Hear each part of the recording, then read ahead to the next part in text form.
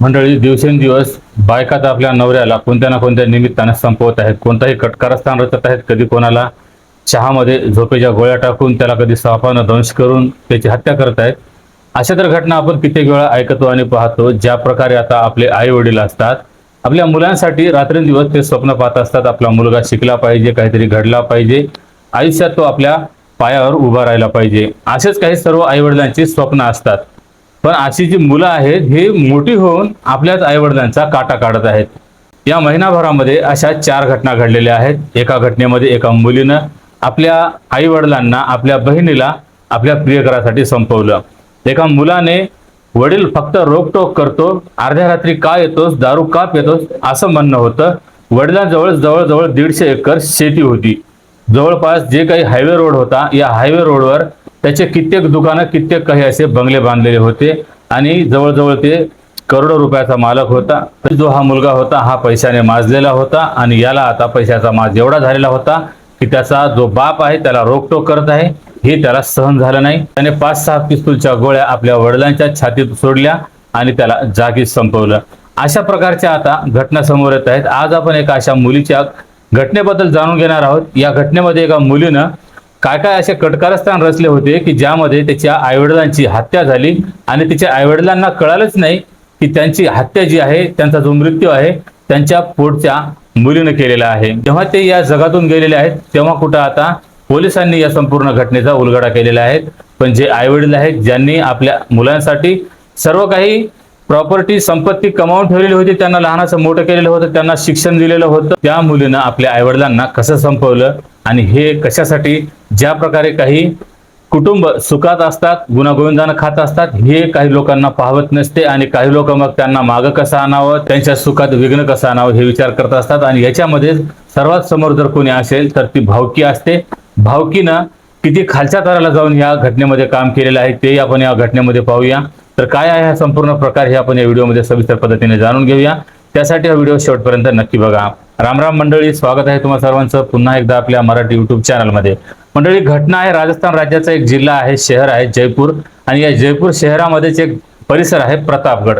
या प्रतापगड परिसरामध्ये एक व्यक्ती राहत होता, विजय शर्मा, याची पत्नी नीरज शर्मा, याची मुलगी आयुषी शर्मा आणि एक मुलगा आहे जो अपंग आहे, मतिमंद आहे. तो मुलगा बालपणापासून चालू शकत नाही, बोलू शकत नाही, त्याला कोणत्याही गोष्टीचं काहीही घेणं देणं नाही. फक्त त्याला 2 वेळेस जेवायला हवं आहे, खायला हवं आहे आणि तेही तो मागू शकत नाही. त्याला फक्त आईवडिलांनी खाऊ घालावं लागते आणि जेव्हा त्याला काही बाहेर जायचं, बाथरूमला जायची वेळ येईल त्यावेळेस त्याला उचलून न्यावं लागेल किंवा सोबत त्याला चालवत घेऊन जाऊन त्याची सर्व काही व्यवस्था करावी लागेल. आता यांच्याकडे करोडो रुपयाची संपत्ती होती. जो हा व्यक्ती आहे विजय शर्मा, हा एका हायकोर्टामध्ये, म्हणजे जे जयपूरचं हायकोर्ट आहे, या हायकोर्टामध्ये कोर्ट मास्तर म्हणून नोकरीवर होता. पण मागील वर्षी 2024 मध्ये मार्च महिन्यामध्ये या व्यक्तीचा मृत्यू झाला.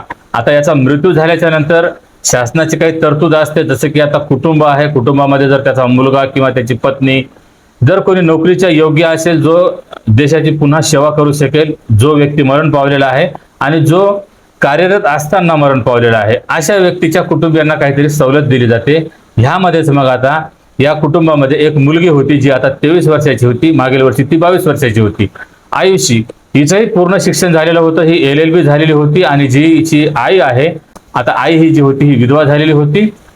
नीरज शर्मा हिचं वय 45 वर्ष होतं. नवरा मरण पावल्यामुळं आता हिनंही मग सरकारकडे याचना दाखल केली, विनंती अर्ज सादर केला की आता तिच्या नवऱ्याच्या जागी या महिलेला नोकरीवर घेण्यात यावं. आणि त्याचप्रमाणे मग या महिलेला तिच्या नवऱ्याच्या ठिकाणी नोकरी मिळाली. मग आता ही जी महिला होती, आता मागील वर्षापासून जवळजवळ 6-7 महिन्यापासून ही महिला जी होती आता ही कोर्टामध्ये काम करण्यासाठी जात असायची. प्रतापनगर मधून ही महिला हायकोर्टात जाण्यासाठी जवळपास काही किलोमीटरचं अंतर आहे. तिथं जाण्या येण्यासाठी ही महिला स्वतःची स्कूटी वापरत असायची. स्कूटीने जायचं, दिवसभर कोर्टामध्ये काम करायचं आणि संध्याकाळी परत सुट्टी झाल्यानंतर ही स्कूटीने आपल्या घरी येत असायची. 4 जुलै 2026च्या दिवशी अशाच प्रकारे ही जी महिला होती आपल्या कामावर निघालेली होती. स्कूटी घेतली आणि ती निघालेली असताना जे हे परिसर आहे प्रतापनगर, या परिसरामध्ये नेहमी वर्दळ असते. एक शहर असल्यामुळं बऱ्याच काही गाड्यांची, वाहनांची ये जा असते, वर्दळ असते. अशाच प्रकारे इथं थोडीफार काही वर्दळ होती आणि अशा वर्दळीमध्ये जेव्हा ही महिला निघालेली होती, रस्त्यानं जात असताना एक स्कॉर्पिओ गाडी एवढी भरधाव वेगात धावत आली की जवळजवळ तिची स्पीड होती 100 ते 110 अशा प्रकारे तिचा वेग होता आणि एवढी वेगाने ही जी स्कॉर्पिओ येत होती आणि सरळ आली आणि त्या महिलेच्या स्कूटीला धडक दिली. महिला चेंडूसारखी एखाद्या वर उडाली, हवेत उडाली आणि तेवढीच जोरात खाली जमिनीवर आदळली. जेव्हा आता ही महिला आदळल्यामुळं काही लोकांना या महिलेची ओळख होती की ही महिला याच परिसरात राहणारी आहे आणि हिचं नाव नीरज शर्मा आहे. त्या लोकांनी लगेच त्या महिलेला ताबडतोब हॉस्पिटलमध्ये पोहोचवलं आणि काही लोकांनी लगेच जाऊन तिच्या कुटुंबियांना सांगितलं. कुटुंबामध्ये आता घरी त्या महिलेची एक मुलगी आहे आयुषी आणि एक मुलगा आहे जो आता 15-16 वर्षाचा आहे. तो अपंग आहे, मतिमंद आहे. ज्यादा मुलीला सांगितल्याबरोबर मुलीचा मग आक्रोश उठला. मुलगी आरडत ओरडत रोडपर्यंत आली. तिथंही त्या महिलेला ताबडतोब हॉस्पिटलला नेण्यात आलेलं होतं. मग लगेच ही मुलगी जी होती हॉस्पिटलला जाऊन पोहोचली. हॉस्पिटलला जाईपर्यंत त्या महिलेचा मृत्यू झाला. आता मृत्यू झाल्याच्या नंतर मग आता त्याच्यावर काही पोस्टमॉर्टम करण्यात आला. ज्या प्रकारे आता ही महिला जी शासकीय कर्मचारी असल्यामुळं सर्वच काही प्रक्रिया करण्यात आलेल्या होत्या की जो हा मृत्यू झालेला होता हा एक ऍक्सिडेंटनं मृत्यू झालेला होता, अपघाती मृत्यू झालेला होता. अशा प्रकारे आता हे संपूर्ण पंचनामा झालेला होता. त्यानंतर तो मृतदेह होता त्यांच्या कुटुंबियांच्या स्वाधीन करण्यात आलेला होता. महिलेला अजून एक तिचा दीर होता, दीराचा एक मुलगा होता आणि जाऊबाई. अशा प्रकारे आता मुलगी आणि मुलगा आणि या महिलेचा एक भाऊ आहे राकेश शर्मा. त्यालाही जेव्हा कळालं ही जी मुलगी होती आयुषी हिने सांगितलं की मामा माझ्या आईचा अशा प्रकारे अपघात झाला आहे आणि माझ्या आईचा मृत्यू झाला आहे. ज्या प्रकारे मुलीने सांगितलं त्या प्रकारे जो हा राकेश होता यानं ऐकलं. त्यावेळेस त्याला थोडासा काही आश्चर्य वाटलं पण त्यानंतर तरी तो धावत पळत आपल्या बहिणीच्या भेटीसाठी आला, तिला पाहण्यासाठी आला. पण इथं येईपर्यंत त्या बहिणीचा मृत्यू झाला होता. आता जेव्हा पंचनामा झालेला होता, पोस्टमॉर्टम झालेला होता, तो मृतदेह आता कुटुंबियाच्या स्वाधीन करण्यात आलेला होता. पण जो भाऊ होता यानं स्पष्ट सांगितले की मला माझ्या बहिणीचा जो मृतदेह आहे हा ताब्यात घ्यायचा नाही. मला या संपूर्ण घटनेचा सखोल तपास हवा आहे. माझा संशय आहे की माझ्या बहिणीचा हा अपघाती मृत्यू झाला नसून एका प्रकारे ही हत्या करण्यात आलेली आहे.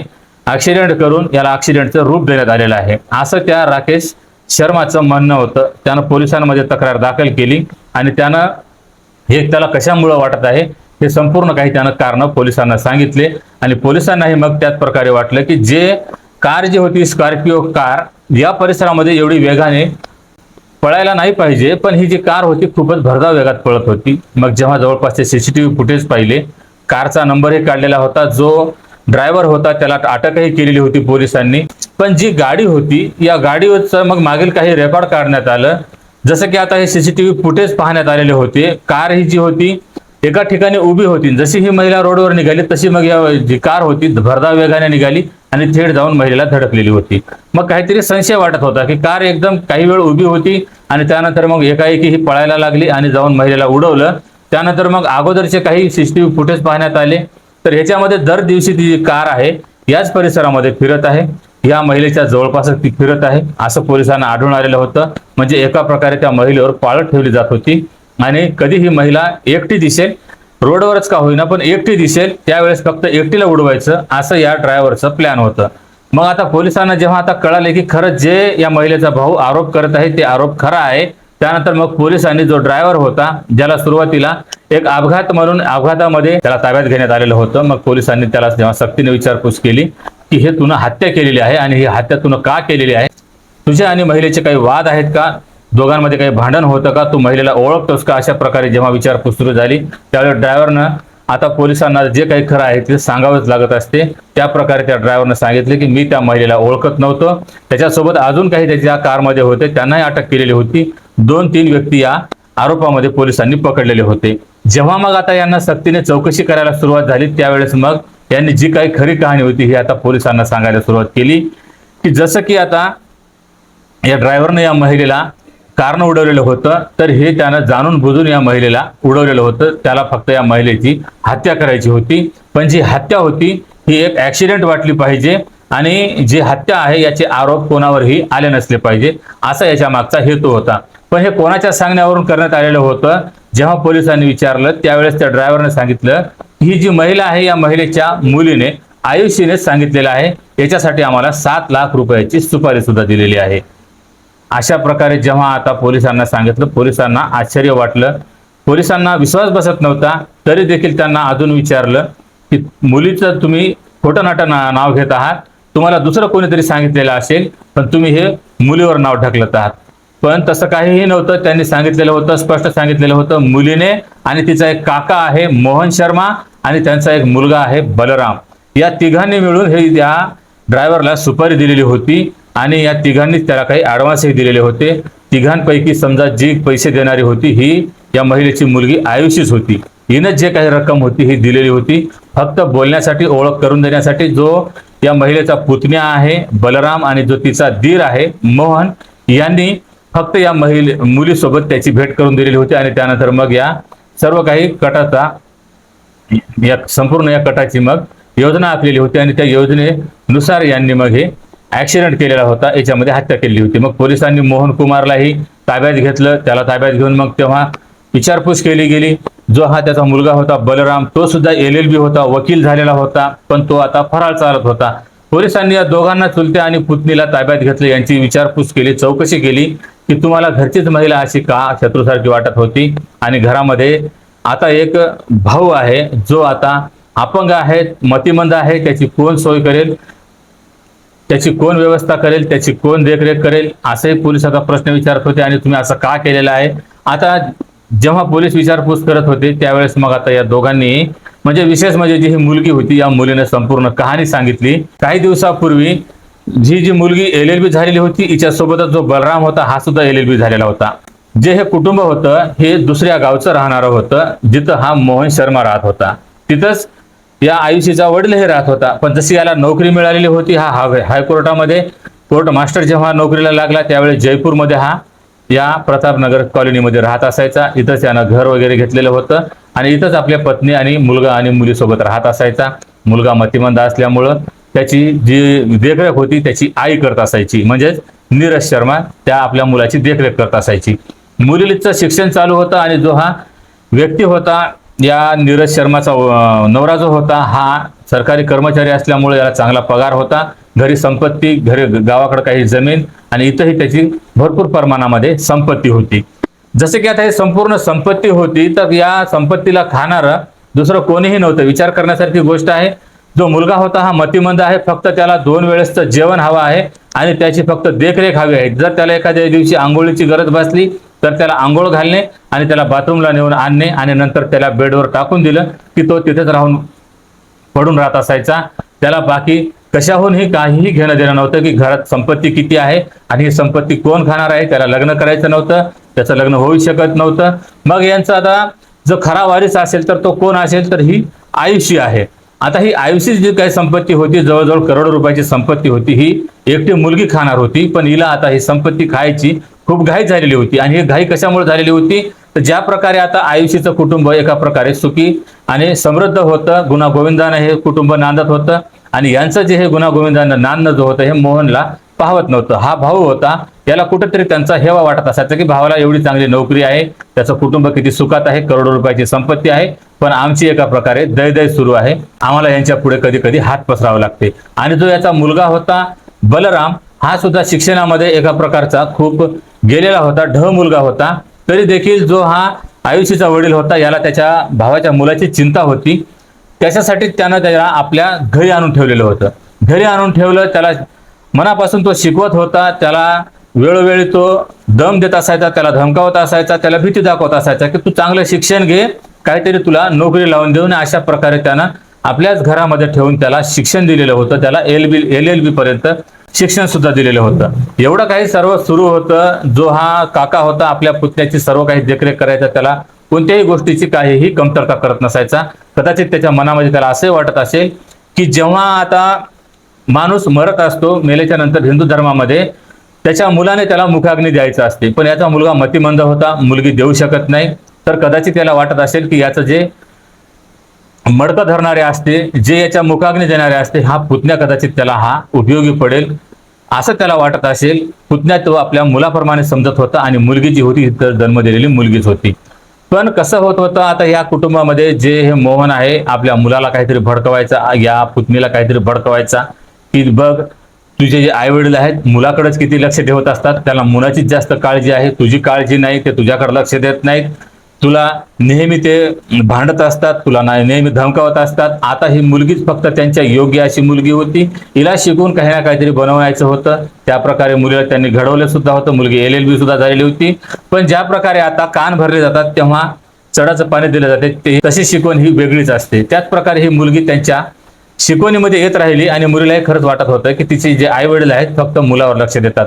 मुलावर लक्ष द्यावंच लागत होतं, कारण तो मुलगा अपंग होता आणि हेच कुठेतरी मुलीला आपल्या आईवडिलांचा हेवा वाटत होता. ह्याच्यामध्ये जो भाऊ होता याच्या सुद्धा मनामध्ये आता एका प्रकारे यांच्या संपत्तीविषयी एक मनामध्ये लालूच निर्माण झालेली होती की एवढी संपत्ती जी आहे, हा अपंग मुलगा तर खाऊ शकत नाही, पण ही जी मुलगी आहे ही एकटी या पूर्ण संपत्तीची वारस होणार आहे. या संपत्तीसाठी किंवा मग ही मुलगी जी होती दिसायला सुंदर होती ह्याच्यासाठी काही का कारण असो ना, या मुलीला आपल्या हातात घ्यायचं होतं, हिला मुठीत धरायचं होतं आणि त्यानंतर या संपत्तीवर अधिकार, या मुलीवर अधिकार गाजवायचा होता. संपूर्ण जे घर होतं याला याच्या ताब्यात घ्यायचं होतं. यासाठीच मग हळूहळू ज्या प्रकारे या घरात हा राहत होता, घरात राहत असताना या मुलीवर त्यानं वासनेचं जाळं फेकलं, प्रेमाचं जाळं फेकलं, तिला आपल्या वासनेच्या आपल्या प्रेमाच्या जाळ्यात घेतलं. त्या प्रकारे ही जी मुलगी होती शिकली सवरलेली होती, हिलाही कळालं नाही की हा चुलत भाऊ आहे, नात्याने हा भाऊ आहे आणि एकतर ही संपत्तीची एकटी मालकीन आहे आणि दिसायलाही सुंदर आहे. तिचे आई वडील तरी हिला एखादा चांगला मुलगा पाहून तिचं लग्न लावून देणार होते, पण या मुलीलाही ही मुलगी सुद्धा विचार करू शकली नाही आणि चुलत भावाच्या या अशा वासनेच्या जाळ्यात अडकत गेली.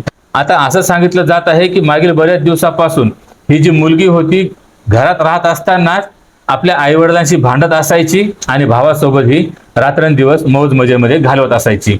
मागील वर्षी असा संशय वर्तवला जात आहे की जो विजय शर्मा होता, म्हणजे आयुषीचा वडील, हा नोकरी करत असताना त्याच्या डोक्यामध्ये काहीतरी आजार जडलेला होता, त्याच्या डोक्यामध्ये ब्रेन ट्यूमर झालेलं होतं. हे झालेलं असताना तो जेव्हा आजारी पडलेला होता, त्याच्यावर उपचार सुरू होता, जेव्हा त्याला दवाखान्यामध्ये ठेवून त्याच्यावर उपचार केला जात होता, त्यावेळेस ही मुलगी तिथं जात येत असायची आणि जी पत्नी आहे नीरज शर्मा, हिच्या गळ्याला जो एक अपंग मुलगा आहे हा पडलेला असायचा. या मुलाला घेऊन ती आई आपल्या नवऱ्याजवळ जाऊ शकत नव्हती, तिथं जास्त वेळ राहू शकत नव्हती, कारण तिला या मुलासोबतच राहावं लागत असायचं. एक व्यक्ती या मुलाला नेहमी लागत असायचा.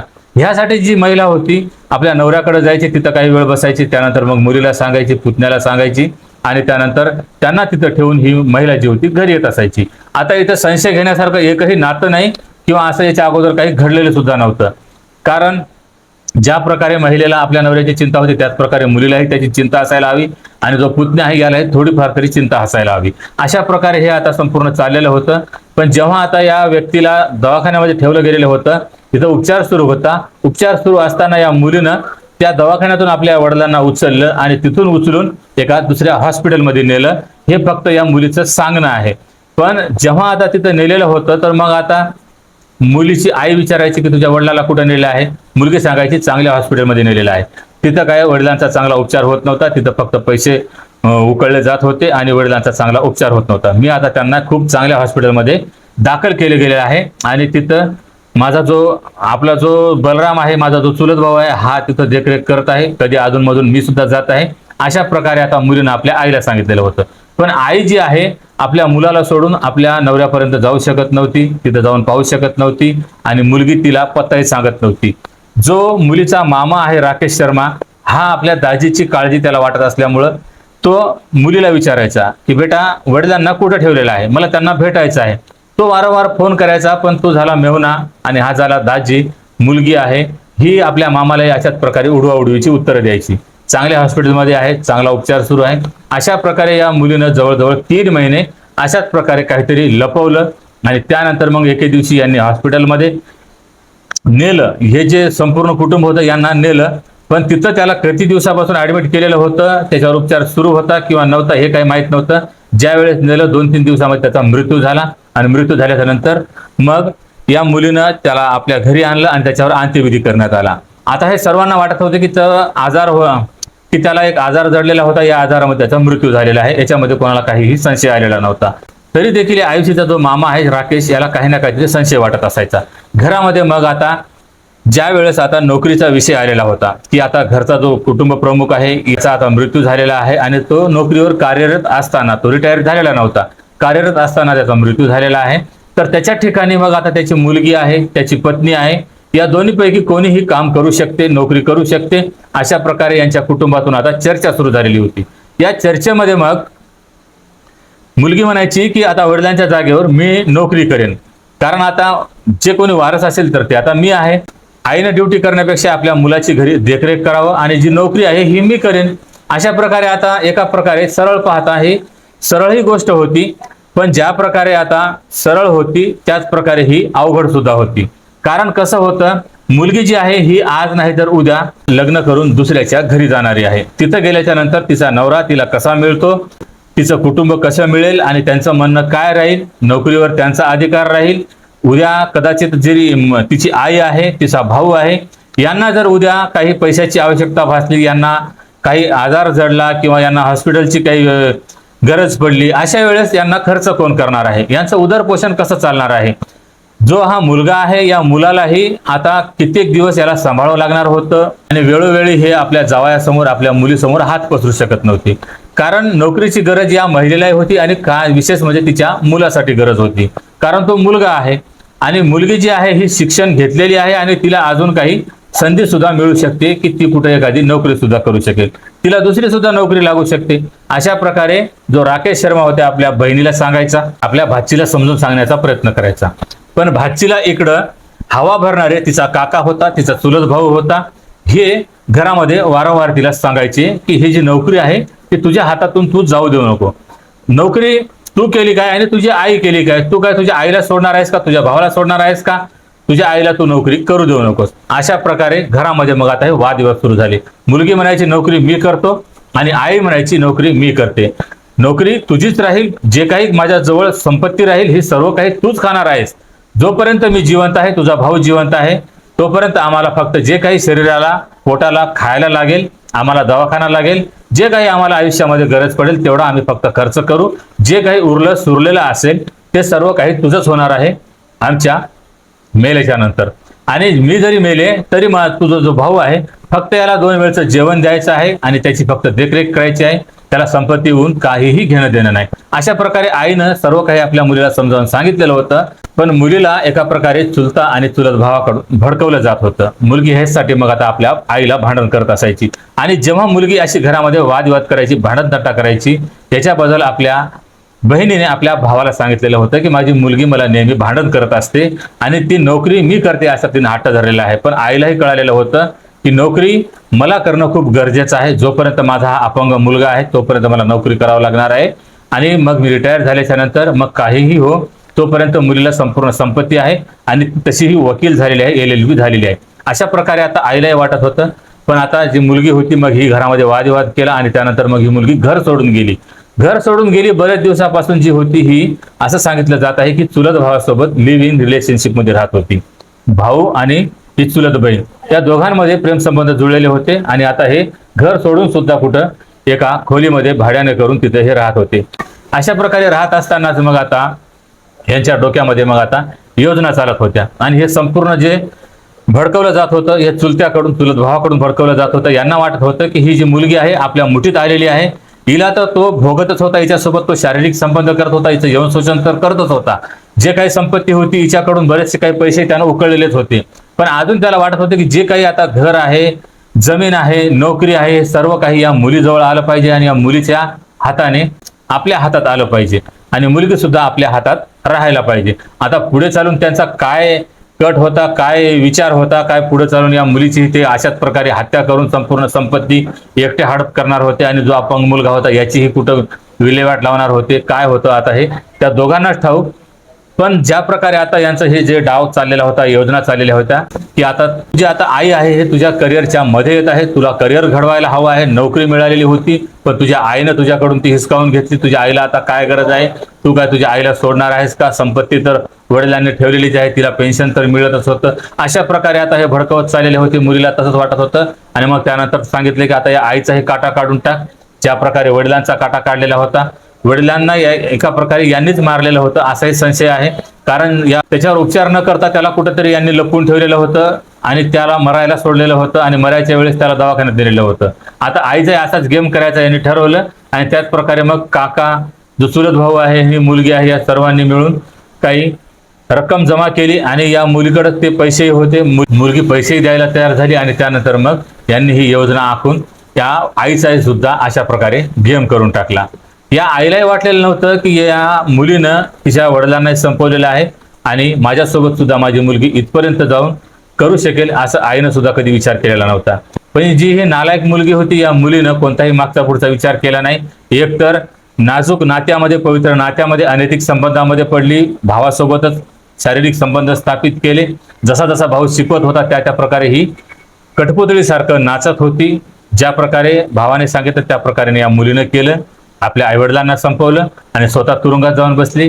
काका तर जाऊन बसलेला आहे, पण जो चुलत भाऊ आहे हा बलराम हा आता फरार आहे. पोलीस त्याचा शोध घेत आहेत.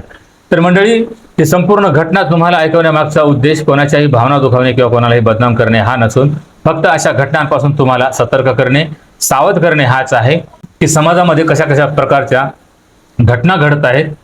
सुरुवातीला कोणालाच अशा घटनांवर संशय सुद्धा नसतो, पण हे आईवडील आहेत, यांच्यासोबत काय कारस्थान चालत होते आणि यांना संपवलं सुद्धा गेलं, पण यांना कळालं सुद्धा नाही की यांना कोण संपवलेलं आहे, यांचा जीव कसा गेलेला आहे. तर मंडळी, या संपूर्ण घटनेबद्दल तुमच्या प्रतिक्रिया कमेंटमध्ये अवश्य कळवा आणि जर हा व्हिडिओ ही माहिती आवडली असेल तर व्हिडिओला लाईक आणि चॅनलला सबस्क्राईब करायला विसरू नका. भेटूया पुन्हा एका अशाच नवीन व्हिडिओमध्ये. तेव्हा सतर्क राहा, सावध राहा, सुरक्षित राहा. जय हिंद, जय महाराष्ट्र.